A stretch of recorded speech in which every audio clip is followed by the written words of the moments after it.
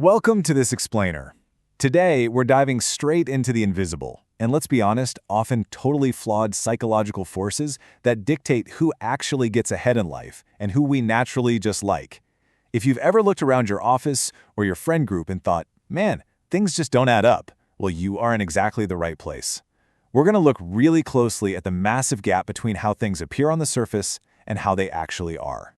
Seriously, why do toxic people get promoted while highly competent people just get stuck? It's a frustrating question, right? But it forces us to peek behind the curtain of our everyday social interactions. It challenges us to realize that success is rarely based on pure merit alone. Our perceptions are surprisingly easy to manipulate, and today we're going to break down exactly how that happens, backed up by some fascinating psychology and systemic data. Section 1. The Illusion of Charm. All right, we're kicking off our analysis by looking at how certain people manipulate perception so they can climb the ladder. This is a concept deeply rooted in the psychology of the dark triad. To understand this whole illusion of charm, we first got to understand what's lurking beneath it.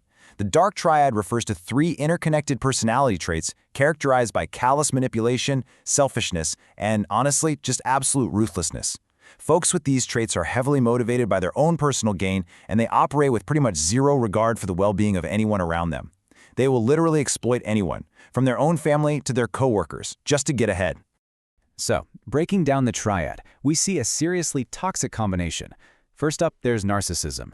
This is that entitled sense of self-importance and arrogance, which, funnily enough, actually masks a deep, deep sense of inadequacy.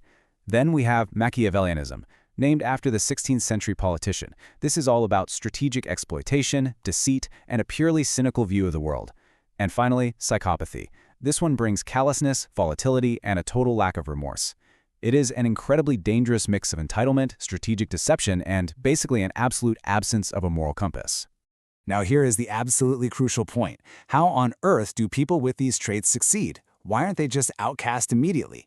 Well, the danger lies in the mask. What makes these individuals so wildly successful is the illusion they project. They effortlessly conceal their true nature when you first meet them. In fact, you might even be totally swooned by them at first. They appear incredibly charismatic, likable, and super confident, and they use that initial charm to completely conceal their readiness to exploit their colleagues. We mistakenly view their elevated self-esteem as a positive trait, and we completely miss the ruthless nature hiding just beneath the surface. Moving on to Section 2. Bias and Career Advancement. Okay, transitioning from individual manipulation to systemic illusions, let's examine a completely different kind of barrier. We're going to look at a super interesting 2025 study from the Victoria Journal of Management. This focused on women accountants in the Kathmandu Valley of Nepal. Researchers actually mapped out a theoretical framework with several specific factors to see what was actually hindering the career advancement of 288 highly competent professionals. They looked at everything from household and family responsibility to access to professional development, gender discrimination, perceived weaknesses, organizational culture, and mentorship. They really wanted to know, what is actually stalling these incredibly capable individuals? And wow, the data from this study revealed a massive, totally myth-busting reality. You know, society often assumes that family obligations and household duties are what hold women back in demanding fields like accounting. But the data? It proved the exact opposite. The factor that was absolutely not harming their advancement was household and family responsibilities. Nope. Instead, the actual harm came from systemic illusions, things like gender bias, perceived weaknesses, like employers falsely assuming women are less inclined to take on challenging roles, and just flat-out poor organizational culture. Their actual real-world competence was being held back by a totally biased perception of weakness.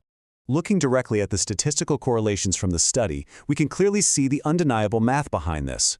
There are huge negative correlations under gender discrimination, perceived weaknesses, and organizational culture and attitude. These aren't just minor bumps in the road. These are massive, statistically significant barriers. It proves, without a doubt, that these highly capable people are stalled by how they are perceived within a biased system, not by how they perform or the responsibilities they manage at home. It's this incredibly frustrating systemic illusion that just rewards the status quo and punishes true merit. Which brings us to Section 3, the power of pratfalls. So, if perception is so easily skewed, if toxic people can use charm to advance and perfectly competent people are stalled by bias, how can genuinely competent people improve their likability without resorting to, toxic manipulation?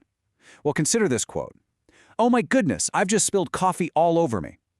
This incredibly simple, kind of clumsy statement comes from Elliot Aronson's famous 1966 experiment. Aronson had participants listen to audio recordings of people trying out for a college quiz bowl.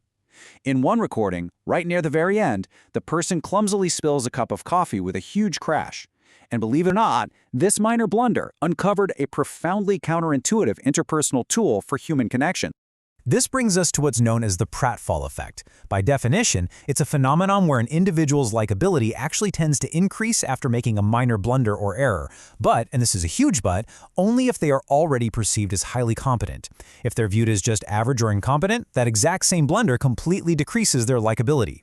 This psychological phenomenon reveals a really paradoxical truth. Small imperfections actually humanize superior individuals, making them infinitely more relatable and approachable to everyone else. That original 1966 Quiz Bowl experiment showed wildly diverging outcomes depending on that baseline competence. When the highly competent quiz taker, the one who answered 92% of the questions correctly, spilled the coffee, their attractiveness score actually increased by 9.4 points. People literally liked them more because of the mistake. But when the average performer, who only got about 30% right, made the exact same mistake, their attractiveness score plummeted by 20.3 points. It proves that flaws only work as a tool for connection if you're already viewed as highly capable. If you're highly competent, a blunder closes that social distance. It shows everyone you aren't just some intimidating, flawless robot. And we see this psychological trick effectively deployed all over culture, marketing, and media.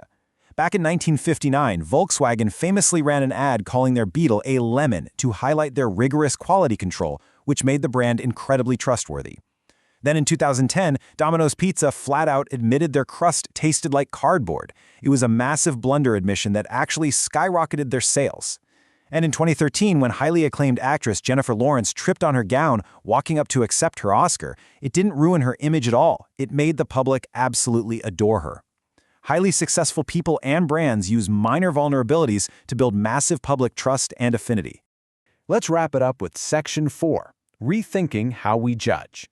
Weaving these three fascinating sources together, from the manipulative dark triad to the systemic biases in Nepal to the clumsy coffee spills of the Pratfall effect, we can really clearly see the massive gap between illusion and reality. To summarize all this, our perceptions are easily manipulated. We mistake the superficial charm of dark triad personalities for actual goodness, basically allowing them to exploit us. We let organizational biases and perceived weaknesses completely overshadow the true merit of highly capable professionals. And we falsely believe that projecting absolute perfection is the best way to be liked, when in reality exposing our minor, clumsy flaws is what truly connects us to others. So as you step back into your workplace, your family life, or your social circles today, I really want you to challenge yourself to look past the illusions. Reconsider exactly how you judge the people around you, and honestly, how you judge yourself. Are you rewarding the charlatan just because they smiled at you? Are you holding back the capable because of a biased assumption? And perhaps most importantly, are you hiding the very flaws that make you wonderfully human? Thank you so much for joining me for this explainer, and I'll see you next time as we continue to decode the fascinating world around us.